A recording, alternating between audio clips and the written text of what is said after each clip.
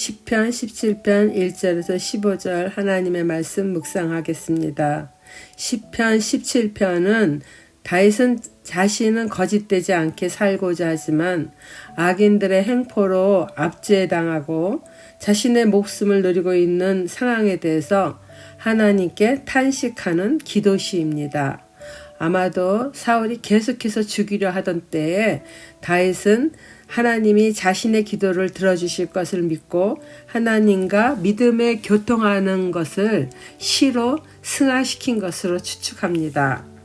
하나님은 공평치 못한 일을 당하는 자의 기도에 응답하시는 분입니다. 여호와여, 의의 호소를 들으소서. 나의 울부짖음에 주의하소서. 거짓되지 아니한 입술에서 나오는 나의 기도에 귀를 기울이소서. 주께서 나를 판단하시며 주의 눈으로 공평함을 살피소서. 다윗은 자신이 박해받을 죄를 지은 적이 없기에 지금 자신이 처한 이 극한 환경이 부당하고 자신은 거짓되지 아니한 입술로 기도하고 있다고 하나님께 아뢰입니다. 그와 같은 상황이 자신의 잘못의 대가가 아니라는 것을 하나님께서 공평하게 살펴달라고 합니다. 사람과의 관계에서 서로의 문제가 있을 때도 많지만은 다윗과 사울의 관계처럼 이렇게 시기심과 질투, 맹목적인 미움으로 상대방을 무시하거나 외면하는 일들이 현대사회 구조 안에도 많이 있습니다. 특히 한 사람을 집단이 따돌림시키는 일들이 현대사회에서는 왕왕 문제를 일으키곤 합니다. 누군가 한 사람이 마음에 들지 않아서 고의적으로 따돌리거나 힘 있는 자들이 은근히 약한 자들을 괴롭히는 행위는 매우 괴사한 일입니다. 그런 일을 당하는 사람들은 영혼이 파괴되고 무너질 수도 있는 일이기에 이러한 일을 주위에서 보게 되면은 자신과 관계없는 일이라고 회피하기보다는 공평한 의의 행동을 취해야 할 것입니다. 다윗은 나라의 왕인 사울에게 이렇게 당하면서 피해 다니고 있는 입장이기 때문에 왕을 이길 수 있는 가장 큰 힘을 갖고 계신 하나님만을 지금 의지하는 거예요. 그 믿음을 잃지 않고 기도하는 거죠. 왜냐하면 하나님은 능치 못함이 없으신 분이십니다. 우리의 힘으로 되지 않는다 하더라도 우리는 하나님께 기도하며 이렇게 공평한 일을 행하는 사람들이 되어야 된다고 생각이 드네요.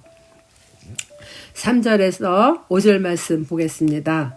주께서 내 마음을 시험하시고 밤에 내게 오시어 나를 감찰하셨으나 흠을 찾지 못하였사오니 내가 결심하고 입으로 범죄하지 아니하리이다. 사람의 행사로 논하면 나는 주의 입술의 말씀을 따라 스스로 삼가서 포악한 자의 길을 가지 아니하였사오며 나의 걸음이 주의 길을 굳게 지키고 실족하지 아니하였나이다. 다윗은 주께서 자신의 마음을 시험하시고 감찰하셨으나 흠을 찾지 못하였다고 말합니다. 여기서 시험하셨다라는 말은 사람이나 사물의 본래의 모습이나 그 순도를 결정하기 위해서 불로 연단하는 행위를 말합니다. 다윗은 결심하고 입으로도 범죄하지 않았으며 주의 입술의 말씀을 따라 자신의 행위를 삼가하고 주의 길에서 실족하는 행위는 전혀 하지 않았다고 자신 있게 말합니다. 이것은 억울하게 당하는 일에 진실이 드러나기를 바라면서 오직 믿음으로 의로우신 하나님의 뜻만 쫓으며 하나님의 때를 기다리는 신앙입니다. 스가랴 13장 9절에 내가 그 3분의 1을 불 가운데 던져 은같이 연단하며 금같이 시험할 것이라. 그들이 내 이름을 부르리니 내가 들을 것이며 나는 말하기를 이는 내 백성이라 할 것이요 그들은 말하기를 여호와는 내 하나님이시라 하리라. 하나님은 우리를 그렇게 하나님의 온전한 사람으로 시험하시는 경우가 있어요. 다윗도 하나님께서 그렇게 시험하였으나 흠을 찾지 못하였다고 말합니다.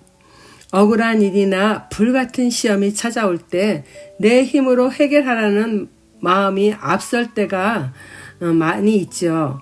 믿는 자를 도우시는 하나님을 의지하기보다는 내 생각이 먼저 이렇게 움직일 때가 있어요. 그러나 내 생각을 내려놓고 주의 뜻에 순종하면서 하나님이 승리의 깃발을 들어주실 때를 기다리는 지혜가, 그리고 인내하는 힘이 필요합니다.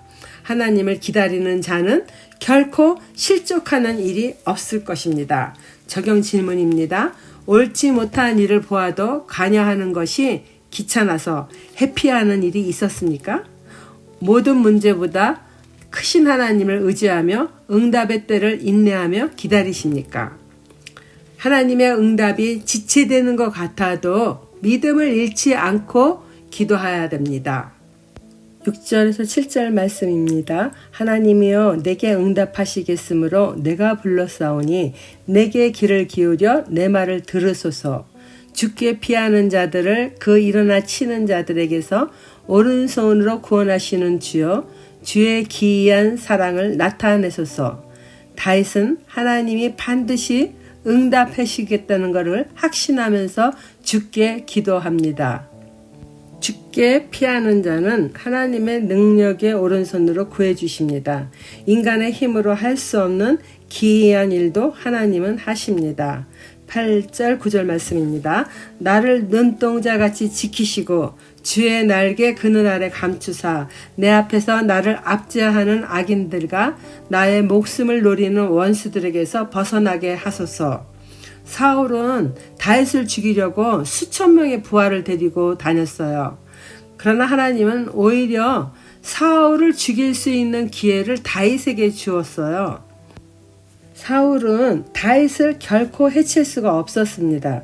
이것은 하나님이 다윗의 기도대로 눈동자같이 지켜주신 것이며 주의 날개 그늘 아래 감추어 주신 것입니다.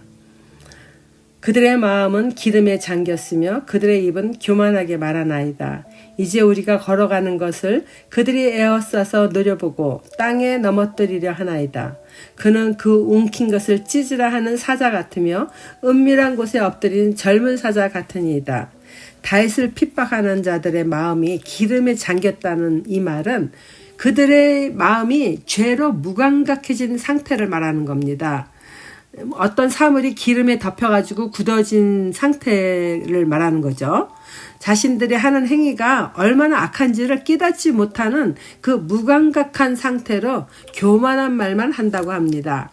악한 마음으로 다윗을 놓치지 않으려고 젊은 사자처럼 노리고 있으므로 다윗은 지금 매우 위급한 상황인데 그렇게 위급할지라도 하나님께만 아뢰면서 하나님만 의지하고 있습니다.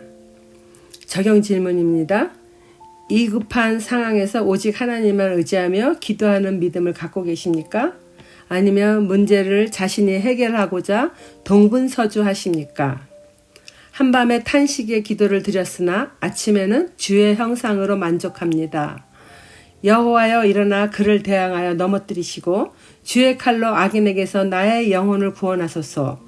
여호와여 이 세상에 살아있는 동안 그들의 분깃을 받은 사람에게서 주의 손으로 나를 구하소서. 그들은 주의 제물로 배를 채우고 자녀로 만족하고 그들은 남은 산업을 그들의 어린아이들에게 물려주는 자니이다. 다윗은 하나님의 심판의 칼로 악인을 멸하시고 자신의 영혼을 구원하여 달라고 계속 말씀드립니다. 그들은 이 세상에서만 분깃을 받아서 복을 누릴 뿐 영생의 복은 누리지 못하는 사람들이라고 다윗은 확실한 믿음의 선포를 합니다. 그들은 주의 제물로 배를 채우고 자녀로 만족하고 남은 재물은 자식들에게 모두 물려주는 세상만 아는 사람들이라는 거예요. 주의 재물이라는 것은 무엇입니까?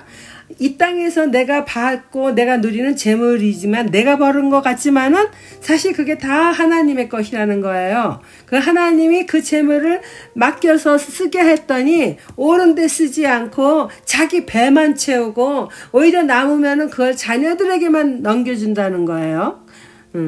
근데 이런 악인과 반대되는 이야기를 얼마 전에 들었습니다. 예전에 유명한 배우 중에 신영균 씨라는 분이 계세요. 교회 장로님이신데 얼마 전에 자신의 그 유산 500억을 사회에 환원한다는 말을 들었습니다. 이전에도 영화계 후배들을 위해서 좋은 일들을 많이 한다는 이야기는 들었는데 유산을 자식들에게 물려주는 게 아니라 사회에서 필요한 곳에서 쓸 수 있도록 환원하겠다는 것입니다. 이것은 하나님이 주신 돈이라는 것, 하나님이 주신 재물이라는 것을 알고 살아있는 동안에 그것을 잘 사용했지만은 이제 하나님 나라 갈 때가 가까웠기 때문에 그것을 다시 하나님의 일에 쓸 수 있는 사회에 내놓겠다는 것입니다. 15절 마지막 말씀입니다. 나는 의로인 중에 주의 얼굴을 배우리니 깰 때에 주의 형상으로 만족하리이다. 다윗은 자신이 결백함을 끝까지 지키기 위해 주의 길을 굳게 지키고 실족지 않는 믿음의 삶을 살았습니다. 그렇게 할 수 있었던 것은 자신은 언제나 기도에 응답하시는 전능하신 하나님을 믿기에 포악한 자의 길은 절대로 가지 않겠다는 분명한 결심을 가지고 지킨 것입니다.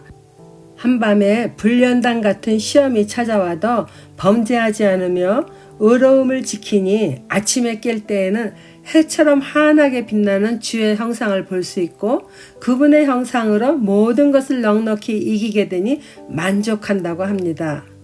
마지막 적용 내용입니다. 만일 앞이 보이지 않는 깜깜한 어둠 속에서 처하더라도 그 밤이 지나면 환한 햇살 비치듯 주께서 승리를 안겨주실 것을 믿고 인내합시다. 하나님 아버지, 때로는 힘들고 어려운 일에 처하게 되어도 눈동자같이 지키시고 주의 날개 아래 품어주실 것을 믿습니다. 기도에 응답하여 주시니 하나님과의 교통이 끊어지는 일이 없도록 내 영이 늘 깨어서 주의 형상 바라보는 삶을 살게 하여 주세요. 예수님 이름으로 기도드립니다. 아멘.